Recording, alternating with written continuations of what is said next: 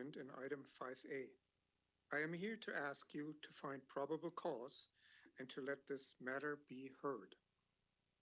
The equipment is a mobile electricity generating appliance, the MEGA. It interconnects with the electric grid by means of a plug-in connector through a dedicated 240-volt circuit that Clark County permitted. The application in this docket added 9 solar modules. They're identical to the 9 that NV Energy approved in December 2024 on the same inverter NV Energy had already reviewed.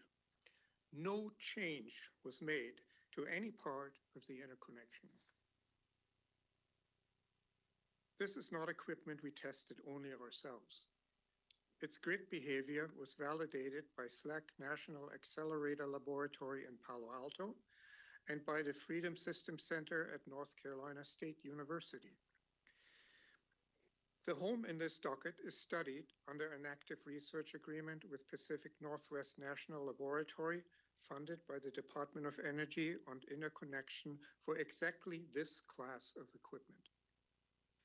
In 13 months of review, no laboratory, no utility has placed a single safety finding on this record. I want to leave you with one point that reaches beyond one home in Las Vegas. The division's memorandum raises for the first time whether a mobile electricity generating appliance can qualify for net metering under Nevada law. No Nevada tribunal has ever answered that question. Its answer will decide whether renters, mobile home residents, small businesses, and families without a suitable roof can ever own their own solar generation in this state. A question that large and that new should be answered after a hearing, with evidence and with testimony. In a recent decision of this commission, it should not be closed before it is opened. We're asking you to find probable cause today and set this matter for hearing. Thank you very much. Thank you, sir. The next card I have is for Mr. Bors.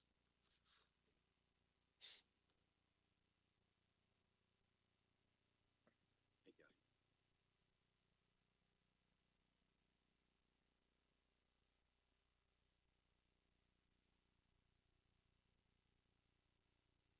Thank you, Commissioner Cordova. I'll try to be within my 3 minutes, and bear with me as I do this as best I can. Good morning to you, commissioners. My name is Christopher Francois Burris. You have the division's memo recommending dismissal. I asked you to look at 4 things in it before you vote. First, the memo says that one of the 3 capricious recommendations requirements I complained about is now mute. NV Energy demanded an engineer's load study that would have cost me thousands of dollars. It's one of the 3 things. I provided 12 months of billing data instead. This was one of the 3 extra demands that was a position taken by NV Energy to impede my family's ability to collect solar energy. Impeding any Nevadan's ability to collect solar energy is never a moot point. Second, the memo says NV Energy contacted Clark County merely to verify my permit, and that Clark County Code Enforcement acted on its own initiative. Clark County's own emails, which I received as a part of a FIO request and are in the record, show something different. On August 20th of last year, NV Energy's employee wrote to Clark County Code Enforcement, CCCE, and asked whether my system was approved. 5 days later, NV Energy's employee sent Code Enforcement photographs, further intensifying their request. The next day, a county official forwarded for action with the words, "Since it came from NV Energy," and the case was opened. The case is now a notice of violation against my son's home, with fines of up to $500 a day and my possible imprisonment. Maybe that was an innocent verification, maybe it was not. but that question can only be weighed by bringing the people who wrote those emails before impartial review. The division's memo answers it on paper instead. This is exactly why hearings exist. I'm ready to bear witness under oath.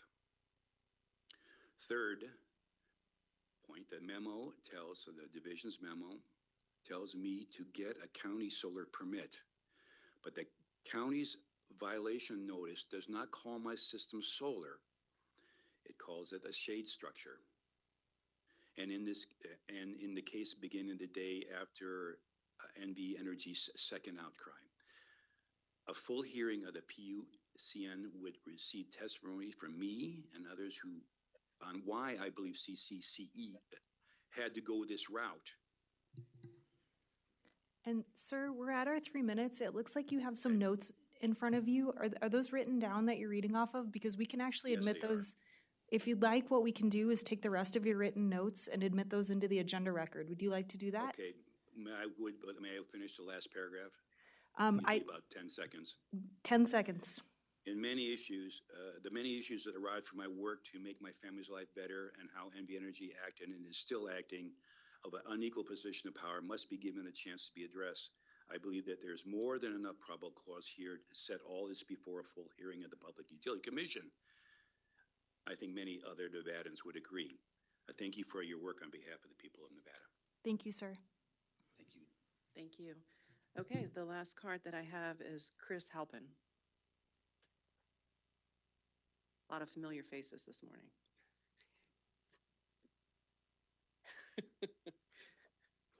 I think the microphone's off, so you need to turn that on. Oh, you're on. Okay. Good morning, commission members, other officials and staff. My name is Chris Halpin. I've been a Las Vegas resident for 8 years and spent another 15 years prior to that providing energy consulting to Nellis Air Force Base, the state of Nevada, cities, towns, school districts, and other clients. I've been in the energy efficiency industry for over 40 years and have worked in the utility DSM sector in more than 40 utility programs since it was created in the late 1980s. I'm also an avid protector of the environment and work diligently every day to mitigate the devastating effects of climate change, or as I call it, global weirding. I just spent the last 2 years as a consultant to the U.S. Department of Energy, teaching state energy officials how to develop and manage energy efficiency and renewable energy programs, among many other similar roles in the past. I was also a technical reviewer for the U.S. Department of Energy's Solar Technical Transfer Program.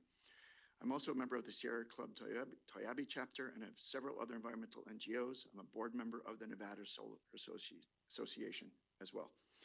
Unfortunately, I'm also one of the more than 100,000 NV Energy customers who were a victim of their overbilling scheme over several decades. I brought it to their attention over 3 years ago and received an initial reply that they would look into it. They replied that they would offer me a 1-month bill credit. Once I asked for a detailed analysis of how they determined that number, they stopped replying to my messages. So I'm very lucky to have the professional background to see past the marketing-focused approach and messaging and lack of transparency and diligence of NV Energy and its programs. I just learned about this hearing yesterday, so I've not had time to review the many pages of submissions, questions, answers, rebuttals, orders, etc. in the docket.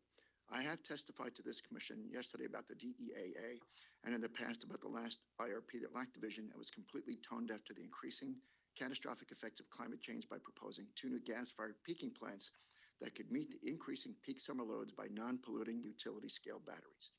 Additionally, the peaking plants wouldn't even be required if NVE's efficiency and demand response programs were based on current best practices instead of models that were obsolete in other states more than 20 years ago.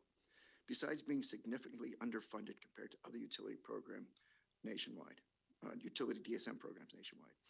I've also testified against a residential demand charge that was unfortunately approved by this commission without any detailed independent professional analysis of its effects. In the little bit of time I've had to look at the documents for this docket, I learned that NV Energy has blocked a homeowner from trying to install a supplemental solar PV system on their home based on questionable reasons, which happens all the time, and it's very unfortunate because we need as much renewable energy being generated in the state as we possibly can. These practices continue to enable NV Energy to focus on building new electric loads and give efficiency and demand response, as well as local distributed renewable energy resources, little more than lip service. I request that the PUCN take this case very seriously because it's going to become a very big deal next year under hopefully a new administration here. And Mr. sir, we're Halpin, all, you're- yep, we're also at 3 minutes. 3 minutes. Okay. 10 seconds. So I request that PUCN hire seasoned professionals to bolster its staff and ability to provide more in-depth review on customer and climate change focused management of NV Energy's efficiency programs, but also give homeowners and small businesses the ability to install solar to be able to generate their own electricity. Thank you. Thank you, sir. Chair Williamson, that is all of the comment cards that I have this morning. Thank you. Thank you. 5A, 6A, and 7A are brought to the Commission by the Regulatory Operations staff and can be voted upon without further discussion unless Commissioner Brown, Commissioner Cordova, you would like to pull a staff item for further consideration. No, thank you, Chair. No, thank you. Neither would I. With that, I would move to accept staff's recommendations and issue the appropriate orders for agenda items 5A, 6A, and 7A. Do I have a second? Second? Thank you. All in favor, please say aye. Aye. Aye. Aye. Motion carries. That brings us to our final public comment period. Agenda item 8A is a time allotted for comments from the general public on any topic that is jurisdictional to the Commission. Public comment will be limited to 3 minutes per speaker. Are there members of the public wishing to make comment in Carson City? No one is coming forward. Commissioner Cordova, are there members of the public wishing to make comment in Las Vegas? Yes, Mr. Bowers would like to make closing comment.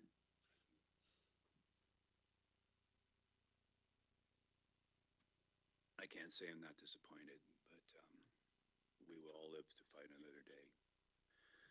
On the agenda item F, I'm sorry if I don't have this correct in the nomenclature, but 2F, I would love distributed energy resources to be part of phase 3. I think it's something that is going to help a lot of people, including my family. The other item I would like to comment on is, I know this is our mute probably because you already made your decisions. When you are having somebody guard their own selves as you've given the right to NV Energy to self-insure, and you are relying only on yourselves. You're doing a great job. You're lawyers. You can read forms. You can have depth of knowledge way past anything I could have in this business. Having been involved as long as you have. Having an outside financial interest like a reinsuring company, I don't know if that was part of the discussion, but Lloyd's Fund and some other reinsurance would really be a good idea if you plan on moving forward with the self-insurance aspect of both Northern and Southern energy companies, all owned by Berkshire Hathaway. The last thing I'd like to comment on is it's really technology that Gizmo Power is doing is new. There are technologies coming up that require a lot of energy. There's a lot bigger problems that we have in the state than how we're going to, produce power. We have a huge water shortage coming up, maybe the most critical issue facing us. But new technologies are coming online that can capture moisture right from the air. Their problems are they're extremely energy intense. And talking about the power that we're using for data centers for AI, which is a worthy thing. Every opportunity you can give, every possible photon to electron that we can collect in the state is going to be good for the state when these new technologies come on.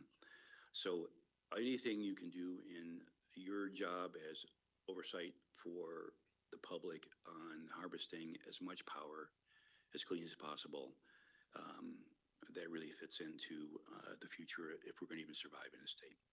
Thank you for your time. Thank you, Mr. Bowers. That's all the comments we have, Chair Williamson. Thank you all very much. With that, we're adjourned.